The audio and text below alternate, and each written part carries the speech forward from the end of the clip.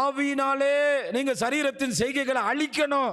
ஆவியானவர் உள்ள இருந்தா அக்கினியா சொல்லுவார், இப்படி நீ போலாமா, இந்த இச்சைக்குள்ள நீ போலாமா அப்படின்னு சொல்லிக்கிட்டே இருப்பாரு. இதான் ரொம்ப முக்கியம். கடைசியா நம்ம வாசித்த அதே பகுதியில் உங்களுக்கு நான் சொல்லி முடிக்க விரும்புகிறேன். 16வது வசனம், 1 கொரிந்தியர் 6ஆம் அதிகாரம், நல்ல கவனிங்க. 1 கொரிந்தியர் 6ஆம் அதிகாரம் 15ஆம் வசனம். இதான் ரொம்ப முக்கியமான இடத்துக்கு வரேன். உங்கள் சரீரங்கள் கிறிஸ்துவின் அவயவங்கள் என்று அறியீர்களா? அப்படி இருக்க நான் கிறிஸ்துவின் அவயவங்களை வேசியின் அவயவங்கள் ஆக்கலாமா? இப்போ நல்லா கவனிங்க. நம்ம சபையில் இவ்வளோ வாலிபர்கள் இருக்கோம். இதில் ஒரு 4 பேர் பாலியல் பாவத்தில் இருக்காங்க அப்படின்னா, கர்த்தருடைய சபையாகிய சபையை அவங்க என்னவா மாற்றிட்டாங்க?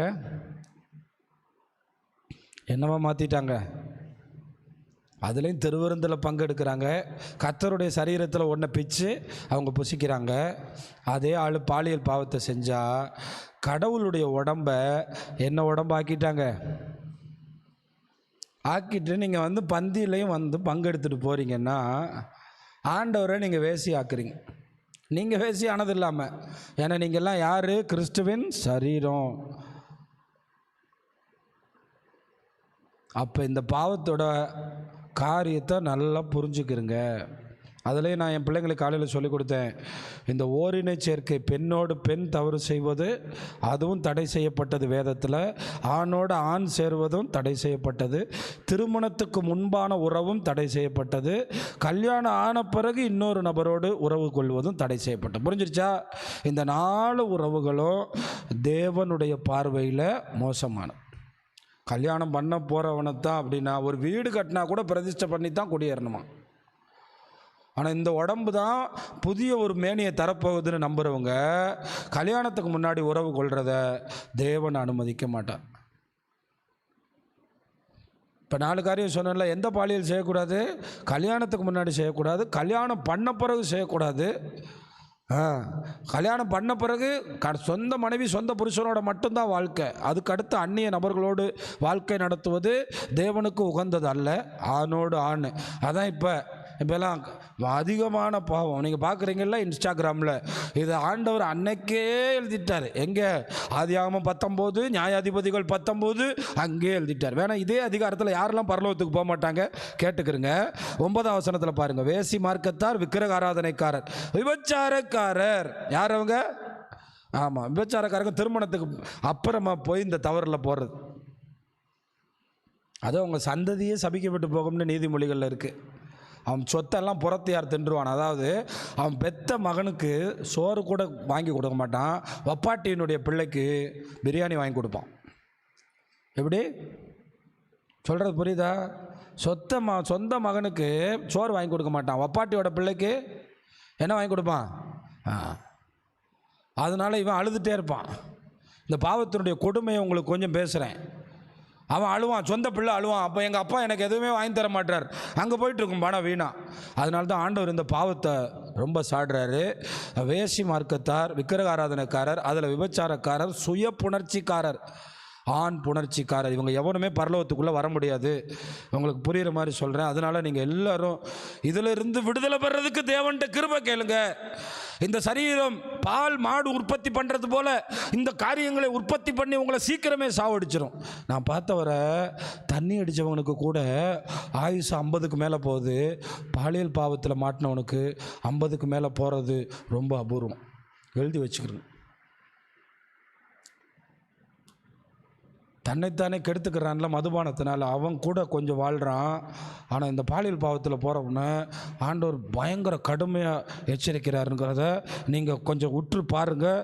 எல்லாவற்றிலையும் நீங்கள் உற்று பாருங்கள். அதனால் கிறிஸ்துவின் அவயவத்தை என்ன ஆக்கக்கூடாது சொல்லுங்கள். திருவிருந்து எடுக்கிறதெல்லாம் பிரச்சனை இல்லை.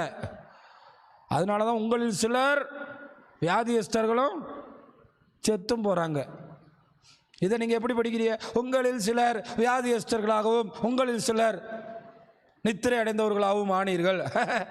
அவள் தானே வாசித்து முடிச்சாரா? எப்படி வாசித்து முடிச்சாரா? அதனால சொல்கிறேன், ஸ்திரியை தொடுகிறவன் மதிகட்டவன். அது என்ன எப்படி போட்டிருக்கு? திருமணத்துக்கு முன்னாக இந்த பாவத்தில் சபைக்கு சொல்கிறேன், நீங்கள் ரொம்ப அலங்காரமாக தேவன் வைக்க விரும்புகிறாரு. நீங்கள் அலங்கோலமாக மாற்றணும்னா இந்த ஒரு பாவம் போதும். இதில் உங்களை தீட்டுப்படுத்தாதீங்க. ரொம்ப ரொம்ப கவனமாக இருங்க. அடுத்தது, வேசியோடு இசைந்திருக்கிறவன் அவளுடனே ஒரே சரீரமாக இருக்கிறான் என்று அறியீர்களா? இருவரும் ஒரே மாம்சமாக இருப்பார்கள் என்று சொல்லி இருக்கிறது. அப்படியே கர்த்தரோடு இசைந்திருக்கிறவனும் அவரோடு ஒரே ஆவியாக இருக்கிறான். இதிலேருந்து ஜெயிக்கிறதுக்கு ஒரே ஒரு வழி தான்.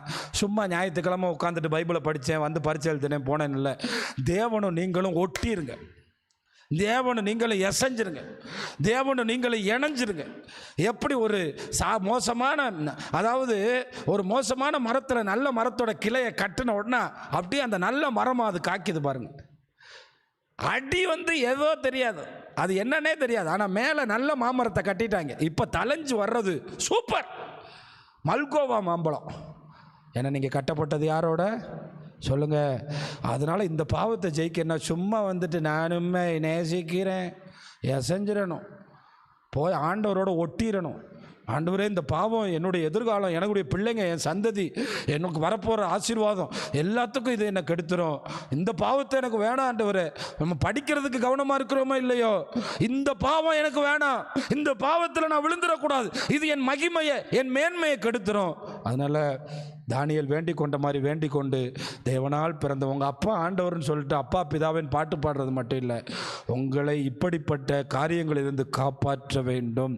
நல்லா படிச்சுக்கிட்டே இருப்பாங்க. இந்த 9th ஸ்டாண்டர்ட் வந்தோடனே இந்த பாலியல் சலனம் கொஞ்சம் உடம்புலேருந்து மேலே வந்தோடனே வேறு எங்கேயோ அனுப்ப ஆரம்பிச்சிடுவாங்க. கடைசியில் 2 பேரோட எதிர்காலமும் கேள்விக்குறி. கடைசியில் 10th வந்தோடனே என்ன மார்க்கு, எதிர்காலம் எப்படி? நம்ம எதிர்காலத்தை தேவன் உங்கள் கரத்தில் கொடுத்துருக்காரு.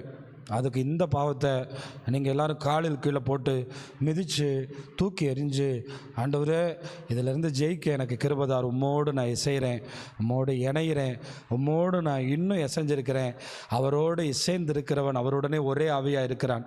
அப்போ உங்கள் ஆவியும் அவர் ஆவியும் கனெக்ட் ஆகும்போது, வாய்ப்பு வரும்போது, அதான் ஒரு தேவ மனுஷன் சொல்கிறாரு, வாய்ப்பு வந்துச்சுன்னா எவனுமே பரிசுத்தவான் இல்லை, எவனுமே இல்லையா. வாய்ப்பு வந்துருச்சுன்னா எவனுமே என்ன இல்லையா. அந்த வாய்ப்பு வரும்போது தட்டிட்டு ஓடுறான் பாருங்க, அவன் தான் பரிசுத்தவன். பிரதிஷ்டையாக இருக்கணும், தீர்மானமாக இருக்கணும், அதாவது கோடு போட்டு வாழணும். இதெல்லாம் செய்ய முடியாது. இந்த காரியத்தை என்னுடைய சரீரத்துக்குள்ளே கொண்டு வர முடியாது, இந்த காரியத்தை என்னுடைய வாழ்க்கைக்குள்ளே கொண்டு வர முடியாது. இப்படி இருக்கணும். எதிர்கால தலைமுறைகளுக்கு இதை பேசுங்க, உங்கள் பிள்ளைகள்கிட்ட இதை பேசுங்க. வளர்ந்து வரும்போது கரெக்டாக டீன் ஏஜுக்கு முன்னாடி அவனுக்கு சரியாக புரிய வச்சிடணும். 10th 12th 10th 12வது வயசுக்குள்ளே அவனுக்கு சொல்லணும், டே இந்த பாவம் கடவுளுக்கு ரொம்ப பிடிக்காத பாவம், இந்த பாவத்தை ஜெயிச்சதுனால தான் பரிசுத்தவான்கள் எல்லாரும் மிக மகிமையாக வளர்ந்து வந்தாங்கங்கிறத நீங்கள் சொல்லணும். எல்லாம் உங்கள் தலைமுறைகளை வளர்க்குறதுல இந்த பாவத்துக்கு ஜெயிச்சு நீங்கள் பிள்ளைகளை உருவாக்கிட்டீங்கன்னா, நான் ஏன் இப்போ சொல்லிக் கொடுக்குறேன், நீங்கள் 12th முடிஞ்சவொன்னே ஃப்ரீயாக போகலாம், எங்கே வேணாலும் தங்குவீங்க, காலேஜில் படிப்பீங்க, ஹாஸ்டலில் இருப்பீங்க. என் உடம்புன்னு செஞ்சீங்கன்னா தேவன் உங்களுக்கு கொடுக்குற ஆயுசு நாட்களை நீங்களே இழக்க வேண்டியது வரும், மேன்மை இழக்க வேண்டியது வரும், நன்மை இழக்க வேண்டியது வரும். தயவு செய்து இந்த கடைசி காலத்தில் வாழ்கிற நமக்கு சுகம்தான் மிக மிக முக்கியம். என்னதான் முக்கியம்?